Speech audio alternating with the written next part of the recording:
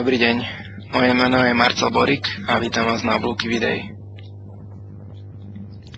V najbližšej polhodine si predstavíme koncepty programu Zero Email, predstavíme si našu sociálnu sieť Zero Email Network, čo je implementácia Bluekivy. Pozrieme sa na typy komunít, ktoré budeme používať a spravíme si krátky úvod do toho, čomu sa treba vyhnúť pri používaní našej novej sociálnej siete a ako spraviť efektívny štart do Bluekivy. Okolo programu Zero Email je stále ešte niekoľko otvorených otázok, typu napríklad, kedy nám budú odpojené e-maily, ako budem komunikovať s mojimi klientami, keď nebudem môcť používať e-mail a podobne. Je si treba uvedomiť, že program Zero Email je tu na to, aby nám zefektívnil hlavne internú komunikáciu, to znamená naša externá komunikácia e-mailom s našimi klientami zostane nedotknutá, naďalej budeme používať Outlook a komunikovať cez e-maily vtedy, keď je táto komunikácia predpísaná, keď máme od zákazníkov dané šablóny a máme skrátka štandardizovaný komunikačný kanál e-mail. Zero Email je názov, ktorý slúži ako veľmi dobrý externý marketing. To znamená, že v médiách spoločnosť Atos získava vďaka tomuto názvu veľa pozornosti. Firmy sú si vedomí problému s e-mailom, sú si vedomí neefektivity, ktorú nám prináša e-mail a tým pádom je to vhodne zvolený názov, aj keď u nás vnútorne fakt treba uvedomiť, že je to čiste, to Zero Email je čiste len na zefektívnenie vnútornej komunikácie. V našom prípade je to pomocou firemnej siete Bluekivy. Je to firemná sociálna sieť, o ktorej význame by som vám hneď pustil krátke video.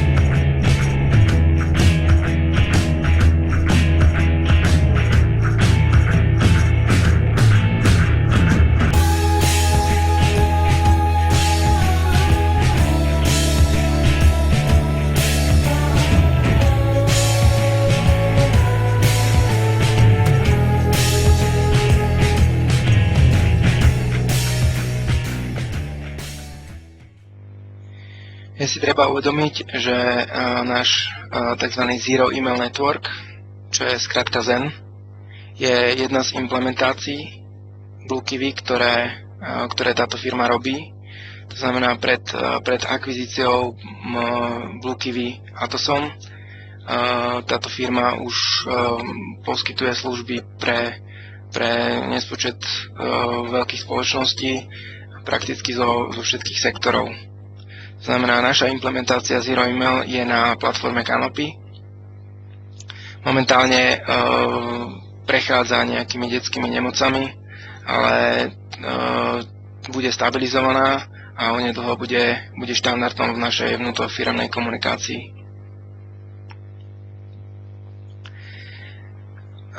Analytické spoločnosti, ako je Gartner, Forrester a IDC, hovoria o tom, že v roku 2011 60% firiem si bolo vedomých problémov s e-mailom a začali nasadzovať sociálne technológie na riešenie tohto problému.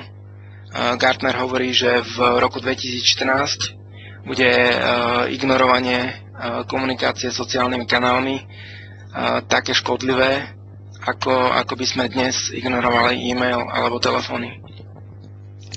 Hovorím o týchto analytických spoločnostiach, pretože veľké spoločnosti ako Atos sa riadia týmito predpovediami a v podstate si uvedomili potrebu transformácie svojej komunikácie na to, aby zostali konkurenciaschopné aj v budúcnosti. Znamená to, že máme program Zero Email v našej spoločnosti je hlavne preto, aby sa spoločnosť Atos udržala konkurenciaschopným, ale aj kvôli tomu, aby vytvorila pracovné podmienky pre novú generáciu a pre efektívnejšiu komunikáciu. Čiže som spomenul novú generáciu. Pravdepodobne všetci z nás vieme, že mladí ľudia už teraz používajú Facebook, mobilné zariadenia, používajú Twitter, WhatsApp a podobné aplikácie vo svojom každodennom živote, vo svojej komunikácii a často sa stane, že e-mail používajú prvýkrát až vo svojom prvom zamestnaní. Spoločnosti sa prispôsobujú tejto efektívnejšej forme komunikácie a tak ako my nasadzujú sociálne programy, sociálne technológie na to, aby prilákali talenty, novú pracovnú silu a takisto aj pre nás je dôležité, aby sme sa naučili s týmito novými nástrojmi robiť, aby sme zmenili naše komunikačné zvyky a prešli na vyššiu formu, na efektívnejšiu formu komunikácie. Teraz sa pozrieme na metódy, vlastne akým spôsobom budeme komunikovať v rámci Bluekivy. Komunikácia bude vlastne delená pomocou tzv. Komunít. A to sa identifikujeme 4 typy komunít, z ktorých prvé 2 sú vytvárané väčšinou organizáciou a ďalšie 2 sú vytvárané zamestnancami, kde prvý typ komunít je Team and Project Communities. Sú to komunity, ktoré majú jasný cieľ v dodaní nejakého projektu alebo službu zákazníkovi. Ďalej sú to Initiative and Service Communities.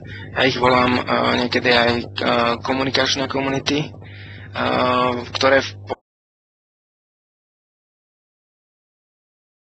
mali doteraz nejaké oznamy v rámci spoločnosti a ponúknú nám komunikáciu a pomôžu nám komunikovať s firmou a dávať náš feedback na rôzne otázky, čo sa týka firmy. Dobrým príkladom na túto Initiative and Service Communities je komunita Human Resources SK, ktorú môžeme momentálne nájsť už v Bluekivy.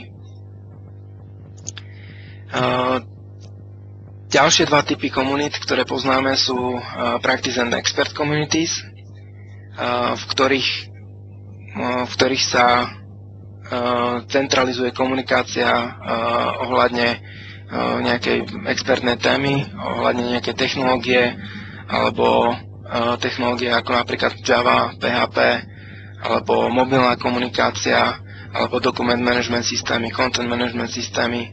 Čiže je to centralizované vždycky na nejakú konkrétnu tému a jej účelom je vymieňať si skúsenosti, nápady a rozvíjať svoje vedomosti v danej téme. Ďalším posledným typom komunít sú tzv. Interest Communities. Sú to komunity, ktoré na prvý pohľad možno nemajú s firmou nič spoločné, kde sa komunikuje ohľadne golfu, o fotbale a podobne, ale tento typ komunít je veľmi dôležitý takisto pre firmnú kultúru. To znamená, že jednak členovia tejto komunity sa naučia pracovať so sociálnou sieťou a pomocou takej nenásilnej a voľnej komunikácie vlastne tvoria komunity, ktoré veľmi dobre fungujú a robia základ kultúry vo firme. Každému z nás je na našom intranete k dispozícii aplikácia na vytváranie komunít, volá sa Quora, Community Request Application, a pomocou jednoduchého formuláru si tu môžeme požiadať o komunitu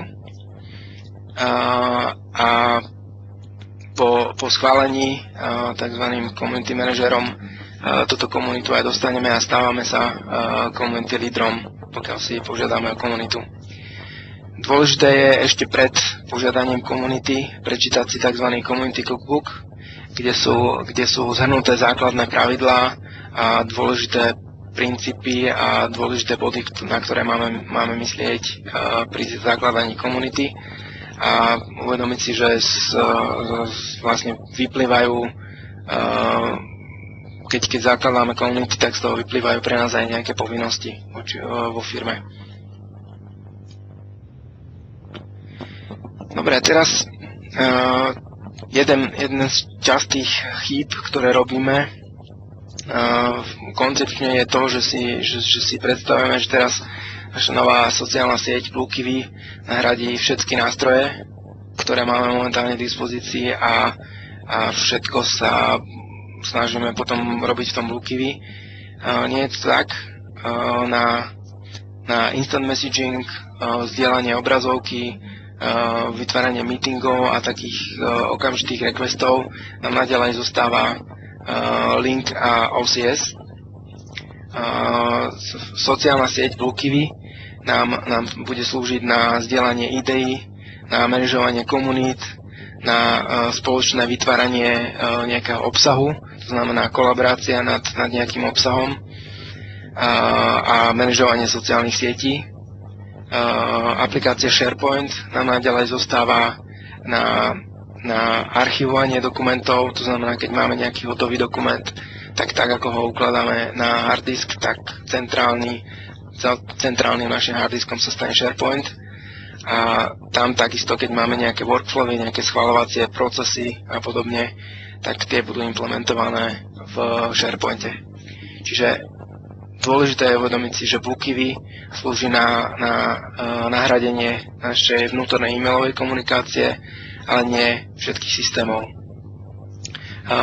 Vývoj BlueKiwi, tzv. Development Roadmap, je do smeru integrácie, to znamená instant messaging cez OCS and Link bude integrovaný do BlueKiwi, takisto na Outlook je pripravený, teda je vo vývoji tzv.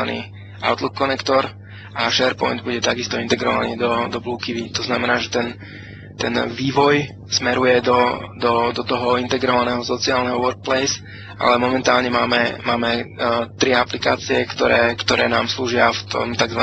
New Way of Working, a samozrejme tam máme ešte aj telefón. Dobre, ako som spomínal, tento New Way of Working, nový štýl práce, efektívnejšej komunikácie a spolupráce našej sociálnej sieti BlueKiwi zahŕňa nové koncepty. To znamená, ak nám doteraz v e-maili iní ľudia rozhodovali, čo sa k nám dostane, tak v rámci BlueKiwi je to iné. To znamená, my sme zodpovední za to, za nastavenie BlueKiwi, za filtrovanie informácií, a sme zodpovední za nastavenie našich priorít tak, aby sme mali k dispozícii informácie, ktoré potrebujeme pre našu prácu.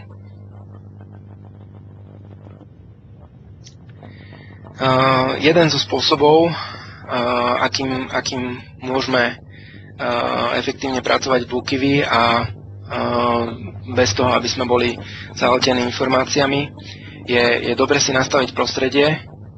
To znamená, keď keď si kúpime nové auto, tak takisto prvá vec je nastaviť si sedadlo, nastaviť si spätné zrkadlo a podobne.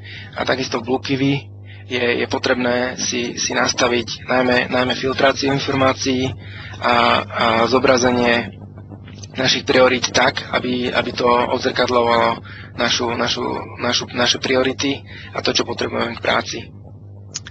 V strede zeleným rámčekom je označený tzv. Newsfeed, kde odporúčam, aby sme tento newsfeed používali ako zobrazovanie našich najvyšších priorít. Znamená všetko, čo potrebujeme pre našu prácu, by sa nám malo zobrazovať v tomto newsfeede.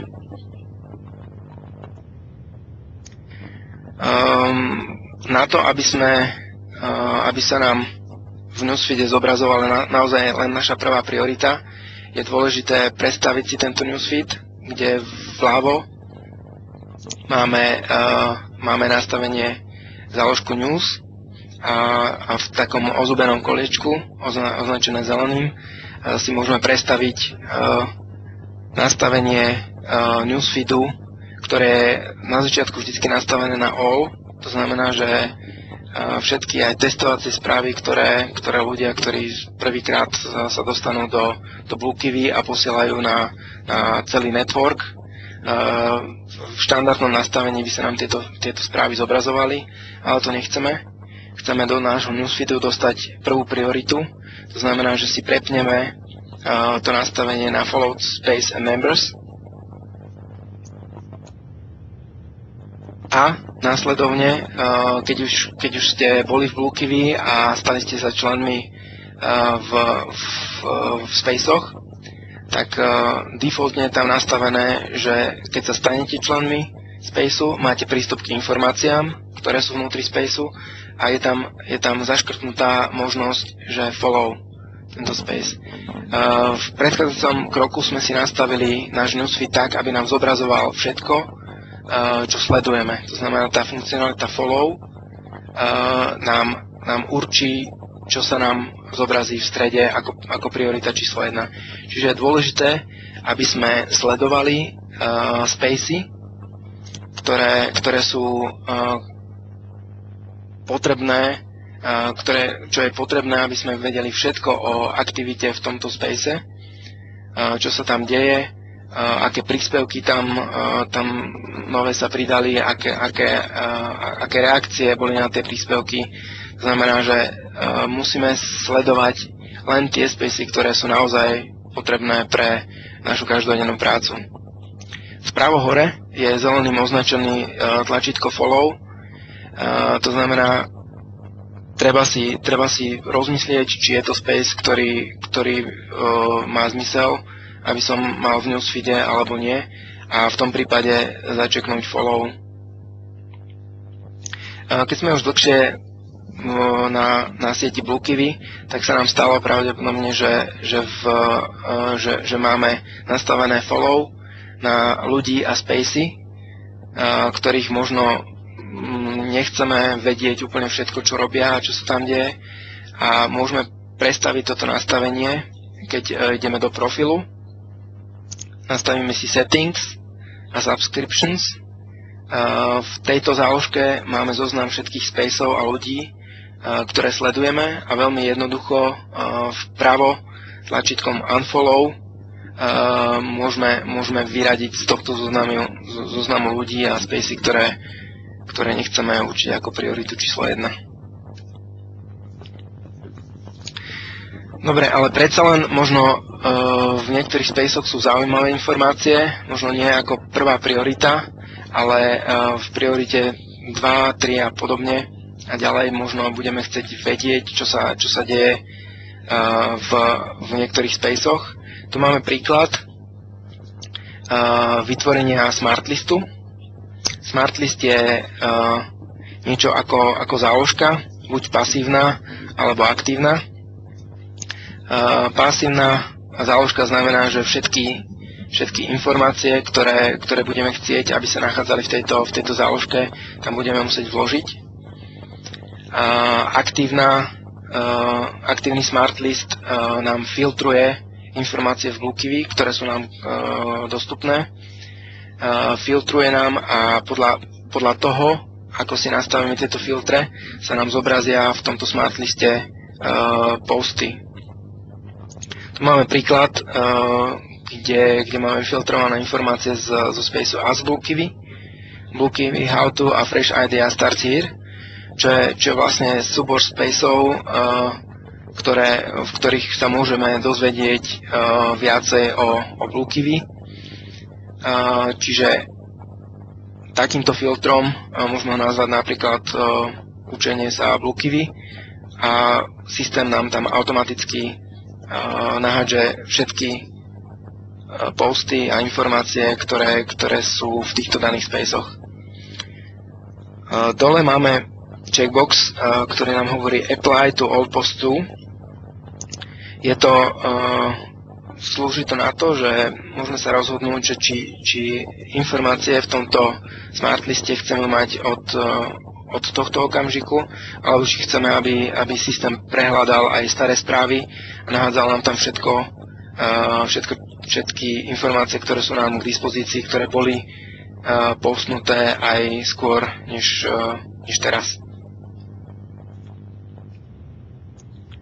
Ďalšou možnosťou, ako si usporiadať informácie, sú tzv. Dashboardy, kde si môžeme pomocou tzv. Widgetov naskladať pohľad na nejakú tému